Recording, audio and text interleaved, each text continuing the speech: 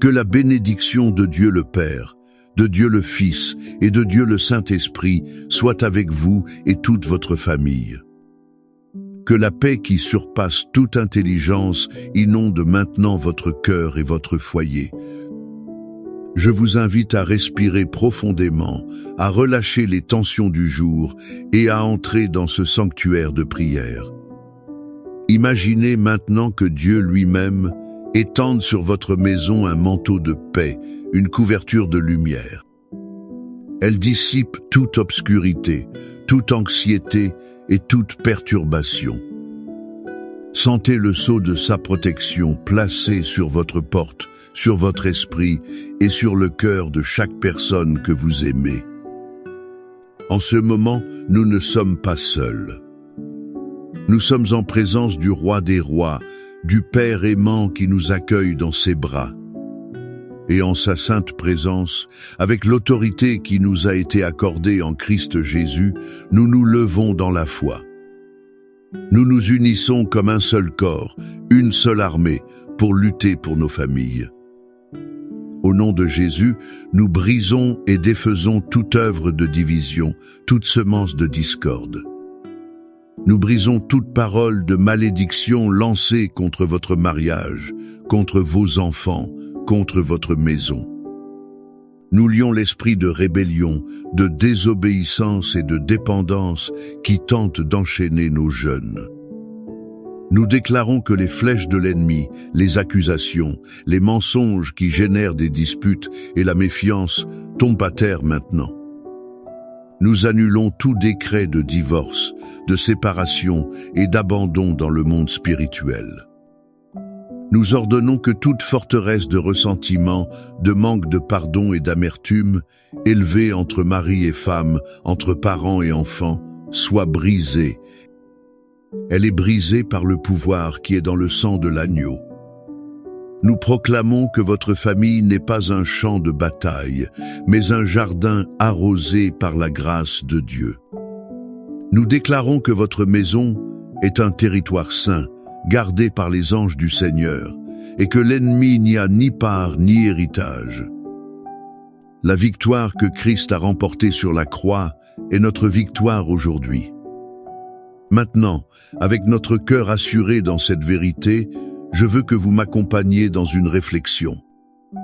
Ouvrons les Écritures et notre cœur à l'une des histoires les plus touchantes jamais racontées.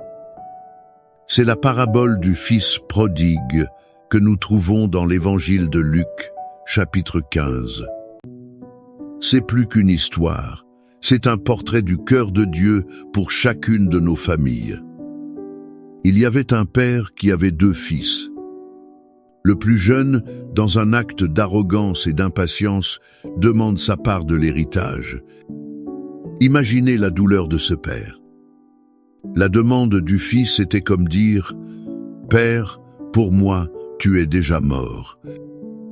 Je veux ce qui m'appartient et je veux vivre ma vie loin de toi. » Et le père, dans un acte d'amour douloureux, lui accorde. Il le laisse partir. Le fils part pour une terre lointaine et là, il gaspille tout. Chaque pièce, chaque part de l'héritage, dans une vie d'excès et de plaisirs vides. Et quand l'argent vient à manquer, les faux amis disparaissent. Une grande famine dévaste la terre, et ce jeune homme, qui un jour avait tout. Maintenant, il se retrouve à désirer manger la nourriture donnée aux porcs. C'est le fond du gouffre. Sentez un instant la solitude, la honte, le désespoir de ce jeune homme. Connaissez-vous cette douleur? La douleur de voir un fils ou une fille suivre un chemin de destruction. Ou vous sentez-vous vous-même comme ce fils, loin de la maison du Père, affamé de quelque chose que l'argent ne peut acheter. Mais c'est là, au milieu de la boue et de l'odeur des porcs, qu'il revient à lui. Il se souvient de la maison de son père. Il se souvient que même les serviteurs de son père avaient du pain en abondance, alors que lui périssait de faim. et il prend une décision. Je me lèverai et j'irai vers mon Père. Le chemin du retour est long, pavé de honte et d'incertitude.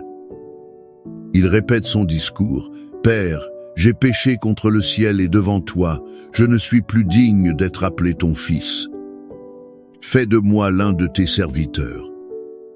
Il n'attendait pas de restauration, seulement une miette de miséricorde. Mais la Bible dit quelque chose de puissant, et comme il était encore loin, son père le vit et fut ému de compassion. Il courut, se jeta à son cou et l'embrassa. Le père attendait. Tous les jours, il regardait la route, le cœur serré de nostalgie. Il espérait voir la silhouette familière de son fils à l'horizon. Il n'attendit pas que le fils arrive et s'explique. Il courut. L'amour du père courut plus vite que la honte du fils. Il l'embrassa, le baisa, et n'écouta pas le discours préparé d'indignité. Au lieu de cela, il cria au serviteur, « Apportez la meilleure robe ! Mettez un anneau à son doigt et des sandales à ses pieds. Amenez le veau gras et tuez-le. Mangeons et réjouissons-nous. Car mon fils que voici était mort, et il est revenu à la vie, il était perdu et il a été retrouvé. » Et la fête commença. De cette histoire, nous tirons des leçons qui sont un baume pour nos familles aujourd'hui. La première est que l'amour de Dieu, le Père, n'abandonne jamais. Il est le Père qui attend sur le balcon. Même quand nos enfants nous déçoivent, même quand un conjoint commet une grave erreur. L'amour du Père Céleste reste les bras ouverts, attendant, veillant, prêt à courir à notre rencontre. Son amour ne se base pas sur notre performance, mais sur sa nature immuable. Pour vous, père ou mère, qui pleurez un enfant éloigné, sachez que le Père Céleste pleure avec vous et attend avec vous. La deuxième leçon est qu'il y a toujours un chemin de retour. Peu importe à quelle distance nous sommes allés, à quel point nous nous sentons sales, la maison du Père est toujours ouverte. La grâce est plus grande que notre péché. La restoration est possible. Pour vous qui vous sentez perdus, qui pensez qu'il n'y a plus de remède, écoutez la voix du Saint-Esprit qui vous appelle à rentrer à la maison. Il y a un anneau, une nouvelle robe et une fête qui vous attendent. Et la troisième leçon, peut être la plus difficile, concerne le pouvoir du pardon qui restaure. Ce Père n'a pas seulement pardonné, il a célébré le retour. Il n'a pas jeté les erreurs du Fils à son visage. Il l'a revêtu d'honneur. Combien de nos familles pourraient être guéries si nous apprenions à pardonner ainsi?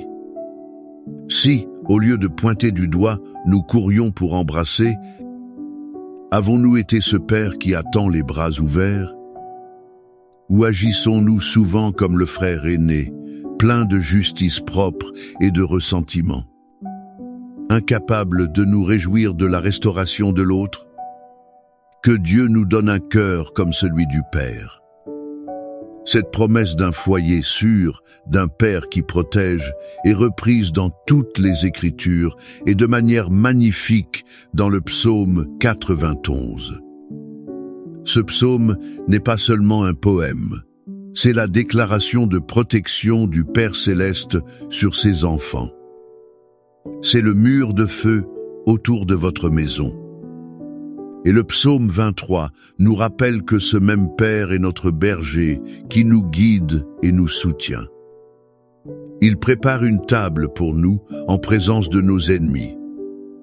Il est notre protection et notre provision. C'est pourquoi maintenant je vous invite à fermer les yeux où que vous soyez. Respirez profondément et recevez chaque parole du psaume 91, non comme une lecture distante, mais comme une promesse personnelle et puissante de Dieu pour vous et pour toute votre famille. Laissez cette parole laver votre âme et fortifier votre foi. Celui qui habite sous l'abri du Très-Haut reposera à l'ombre du Tout-Puissant. Je dirai de l'Éternel, il est mon Dieu, mon refuge, ma forteresse, en lui je me confie. Car c'est lui qui te délivrera du filet de l'oiseleur et de la peste pernicieuse. Il te couvrira de ses plumes, et sous ses ailes tu trouveras un refuge. Sa fidélité est un bouclier et une cuirasse. Tu n'auras pas peur des terreurs de la nuit, ni de la flèche qui vole de jour, ni de la peste qui marche dans l'obscurité, ni de la destruction qui ravage à midi. 1000 tomberont à ton côté, et 10 000 à ta droite, mais le mal ne t'atteindra pas. Seulement de tes yeux tu regarderas, et tu verras la rétribution des méchants. Car toi, Éternel, tu es mon refuge. Tu as fait du Très-Haut ta demeure. Aucun mal ne t'arrivera, aucune calamité n'approchera de ta tente. Car il donnera des ordres à ses anges à ton sujet, pour te garder dans toutes tes voies. Ils te porteront sur leurs mains, de peur que ton pied ne heurte une pierre. Tu marcheras sur le lion et sur l'aspic. Tu fouleras aux pieds le lionceau et le serpent. Parce qu'il m'a tant aimé, moi aussi je le délivrerai. Je le mettrai en lieu sûr, car il connaît mon nom. Il m'invoquera, et je lui répondrai. Je serai avec lui dans la détresse. Je le délivrerai et je le glorifierai. Je le rassasierai de longs jours, et je lui montrerai mon salut. Père bien-aimé, Dieu Tout-Puissant, nous nous accrochons à ses promesses. Nous nous plaçons, ainsi que nos familles, sous ce manteau de protection. Et maintenant, ô Père, nous élevons vers toi nos supplications les plus profondes. Nous prions pour chaque fils et fille qui, comme le prodigue, s'est éloigné de la maison et de tes voies. Père, où qu'il soit, nous te demandons que ton Saint-Esprit les atteigne. Qu'ils reviennent à eux, qu'ils ressentent le mal du pays. Que ta grâce les convainque de péché et les attire de nouveau dans ton étreinte. Prépare le chemin du retour, Seigneur. Nous crions pour les mariages qui affrontent des tempêtes. Là où il y a des paroles dures, qu'il y ait le baume du pardon. Là où il y a de la froideur, que le feu du premier amour soit rallumé.